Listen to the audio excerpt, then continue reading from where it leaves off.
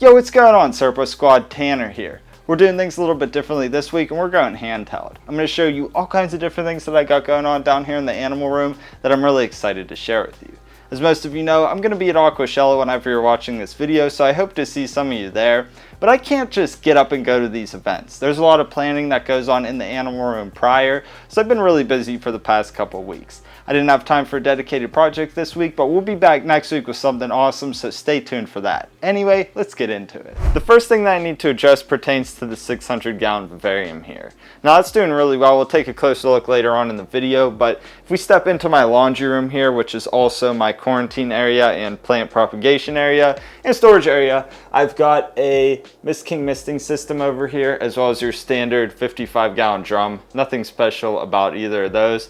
And you also see the 180 here, stuff to make some modifications to that so we can get it set up. But anyway, back over into here, I want to actually have this set up on an automatic misting system so I could run it multiple times a day. For now, I only mist it once a day, and I don't really think that's adequate, especially moving forward. So I want to get that going. It also makes it easier for whoever's watching my animals when I'm not home to take care of it. And that's one of the things that I have on the gecko vivariums. I have them hooked up to a Mist King as well.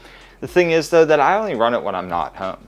I like to get in there and manually spray to maintain that positive interaction between me and the geckos and just keep that bond going. So it didn't make sense to tie this one into the existing system because, again, I only want this one to run once a day regardless of how it's done, whereas this one, I want it to be automatic and I want it to happen more than one time a day. As soon as I begun, I realized that I made a dummy mistake. I bought drums that don't have removable lids. That's a huge issue because I need to access the interior. To gain entrance, I drilled a hole in the top with a 6-inch hole saw. I also created a hole near the bottom with a 4-snare drill bit. I made this to accommodate a bulkhead. The reason that I created the previous hole and need to gain access is so that I can tighten this bulkhead from the opposite side. Moving over to the tank, I went on to install the spray heads. It was easiest to send them through the screen. You'll see also that I put a piece of plastic on either side of the screen to keep it intact. I linked all of these together with tubing accordingly. I'll send it through the wall as I explained earlier. I resorted to the 4-snare bit once more to create an entrance. Moving back down to the pump, I snipped off the excess tubing and connected it.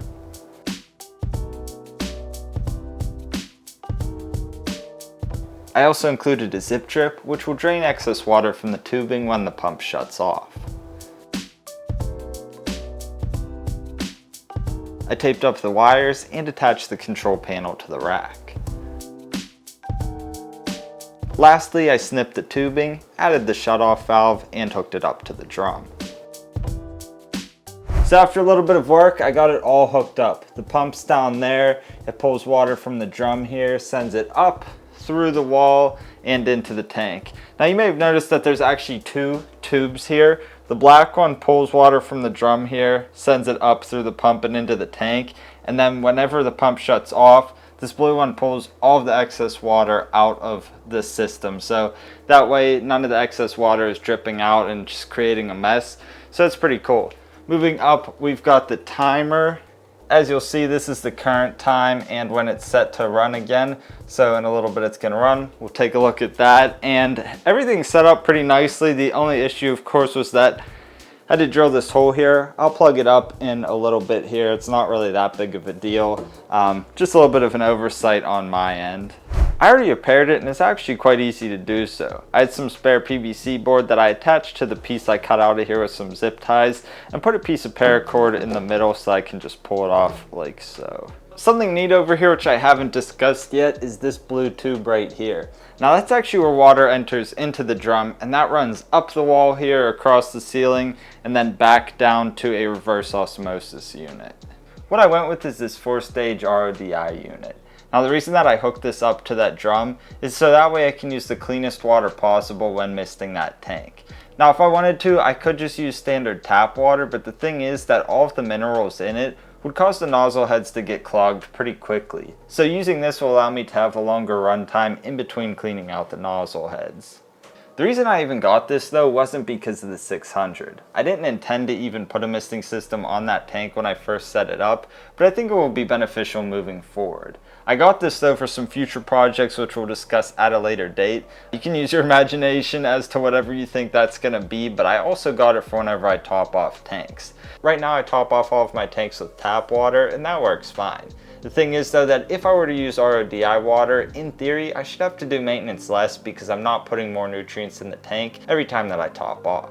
That said, I will continue to use tap water like usual anytime that I'm doing a water change or anything like that.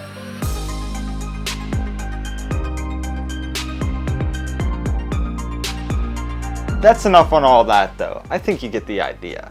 I have the mister set to run twice a day for 5 minutes each time. I think that should be a little more optimal than what I was doing previously, but I'll feel it out and see if there's a better way that I can go about doing it. One of the other key features that ties into all of that are the 2 circulation fans here. Now I have them set to run at various times throughout the day just to keep the air from becoming stagnant in this system and keep things healthy. It's especially important to have it run after the misting cycle so that plants like the Peperomia prostrata or air plants, things that don't really like water sitting on the foliage, can dry out in between the mistings and just give them a better chance to survive in this environment.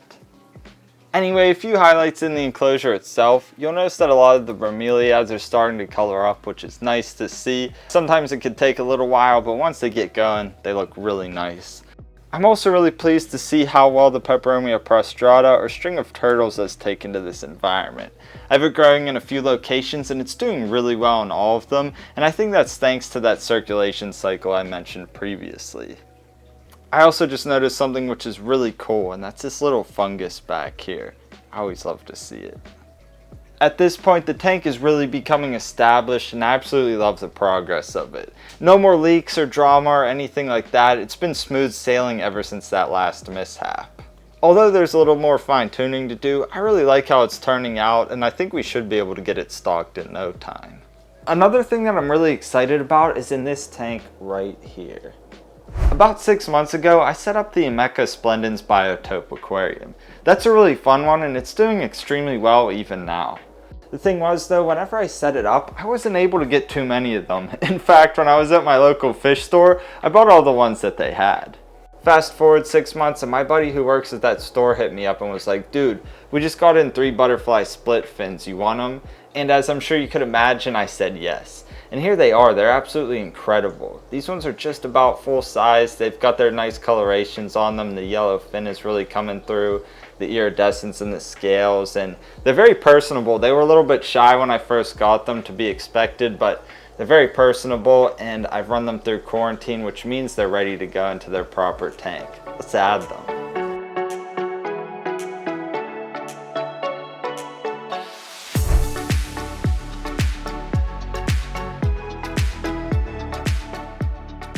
And here we are 2 days later. Everyone's taken to the setup quite well, and I love to see all the interactions and different things like that.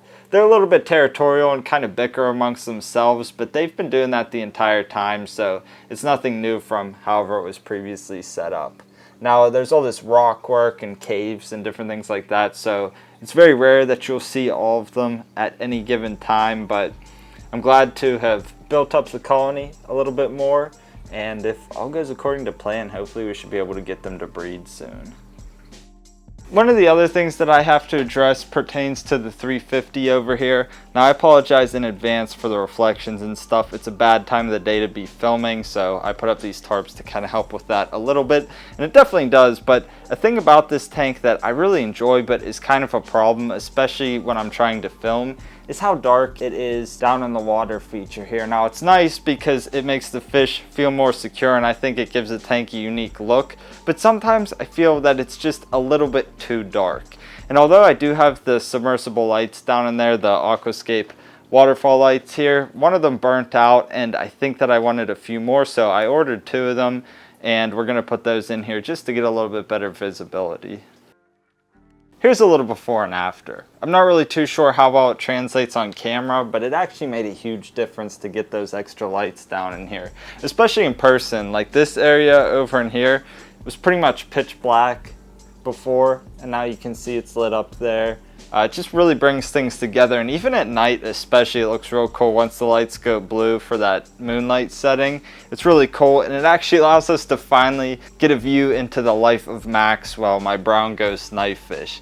As I've said in previous videos, I don't know where he goes or where he hides, and that's still the case, but you can see him sort of zoom around more at night once all the lights are off if you just kind of sit down here, and it's a really cool thing to see actually.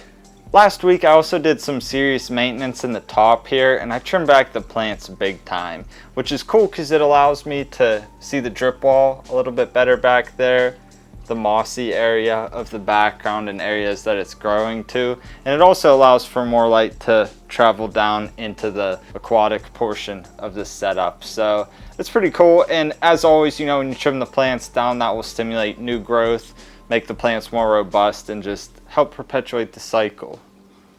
Another thing that I'm really excited to share with you all is that for the past month or so I've been working on some new merch. One of which I'm wearing right now, which is the Hemiotis skull. Now, as you know, they live in the 350-gallon Paludarium, and I really like them. I think they're an awesome fish to have around. Just fun to watch and everything like that. And so I figured, you know what, why not put them on some merch? So I'm wearing the sweater now that also comes in a t-shirt, and there are two other ones that I just dropped as well. A couple months back, I did the continuous terrarium drawing from How to Terrarium episode 2. A lot of you were pretty interested in that design and wanted to see it on merch. That was the plan from the start, obviously, so I got that on some t-shirts and also a hoodie. And last but not least, to show my love for knifefish and Maxwell specifically, my brown ghost knifefish, I decided to put them on some merch. It's sort of reminiscent of the Samson shirt, which I'm pretty sure is the all-time bestseller at this point, but I thought it'd be a cool one to include as well. And in commemoration of the 3 new designs and to give back, we'll do 15% off for the first 3 days, so Saturday, Sunday, and Monday. I'll leave details about that in the pinned comment, so check that out if you're interested. And that's going to do it for this one, my friends. I'm really excited to have shared all this stuff with you. A lot of it's been in the works for a while. Like, I've had that RODI unit for, I don't know, probably like 3 months now, and I just haven't had a time to set it up until just the other day. So, what do you think I'm going to do with that? I know that some of you know. Stay tuned though, I think you're really going to like it. Anyway, that's all I have for you in this one. I got to get back to some other things that I got going on. And until next time, Serpa Squad, take care and peace.